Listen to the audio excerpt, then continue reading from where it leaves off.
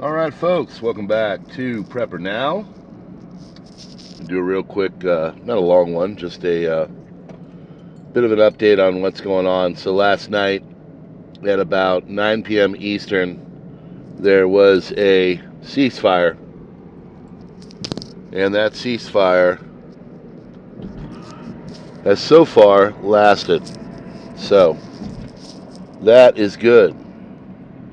Let's hope the ceasefire will sustain for, I think it's 60 days or something, but don't get too comfortable. I guess that's the main thing, and I'll tell you why here.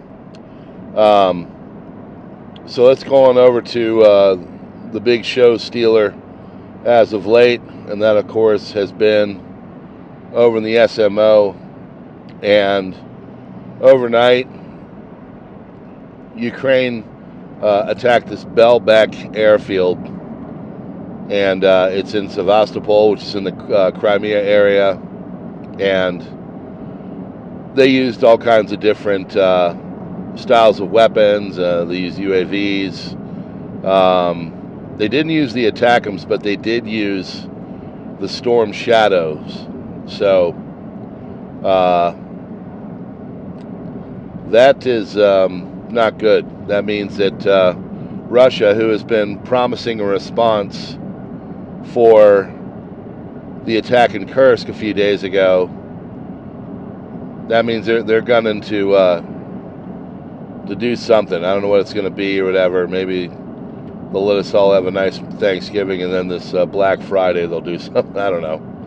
But they will respond. They're not happy about all this, and it is nice to see a ceasefire somewhere in this world after all these conflicts. But the vast majority of them, everybody is crescendoing towards a conflict. You know, you got Admiral Rob Bauer and NATO saying what they're saying with the rhetoric, which, you know, their words have been twisted a little bit.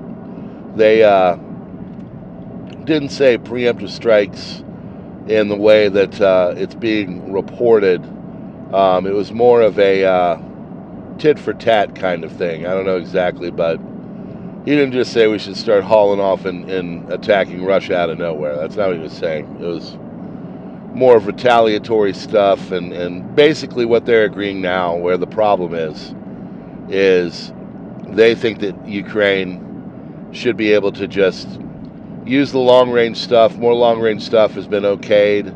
NATO is now openly talking about giving them long-range stuff. The scalps from France are now been okayed and greenlit. The ATACMS obviously are already being used. The Storm Shadow are already being used. You know, British military is basically saying that we're ready to fight. Russians are saying, you know, we're already basically at war with portions of NATO, the West, and the United Kingdom. So it's not a great situation. But, you know, overnight with a ceasefire in the Middle East, which is between Hezbollah and the IDF, and, you know, there's a whole list of things. I put down Netanyahu's goals, you know, or his response to it, because he's ultimately what's going to make what happened to what. And then I had the thing, just the whole goals of the ceasefire in general that they agreed upon.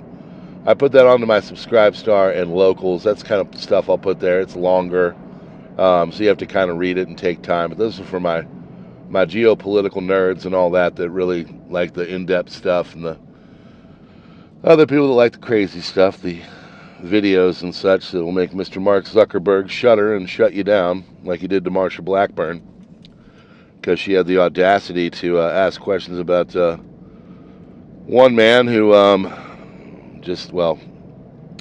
let's just say he didn't kill himself. Anyway,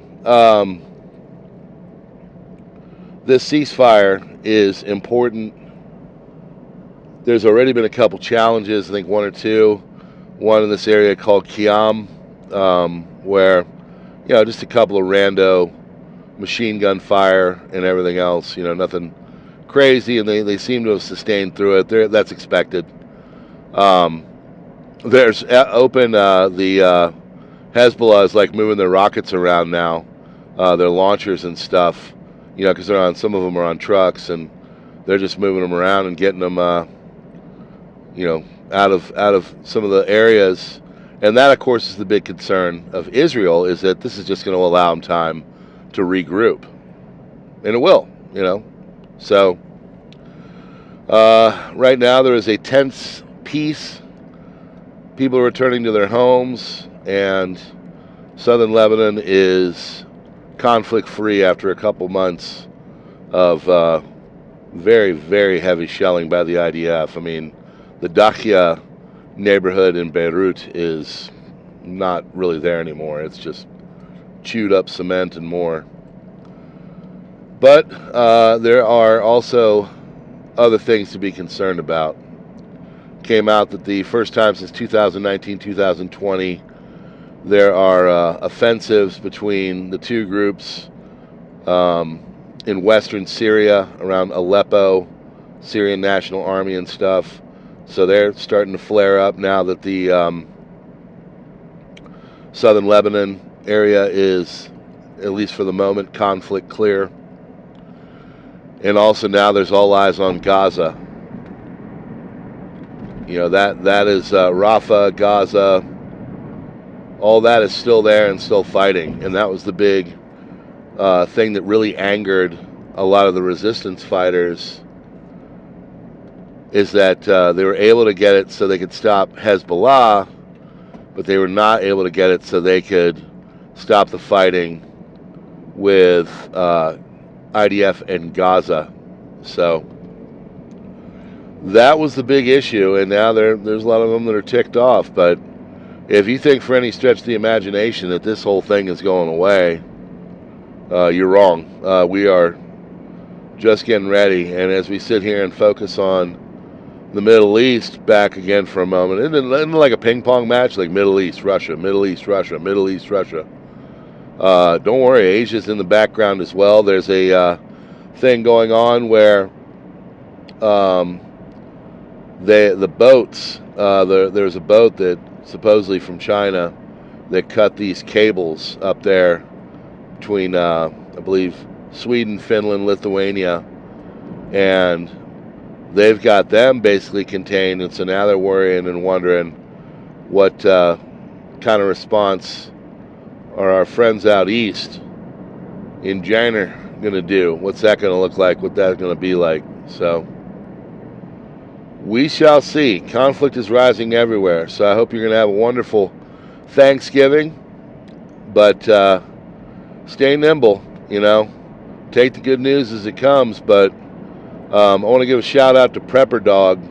If you're not following Prepper Dog, please do. He is a friend, and he's got a great channel, excellent insight, smart guy. I really want to do a live stream with him and a couple others.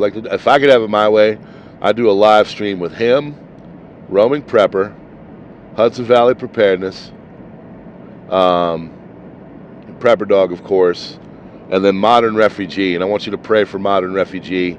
He's got a great growing channel as well, but he just got out of he's currently getting done with a surgery.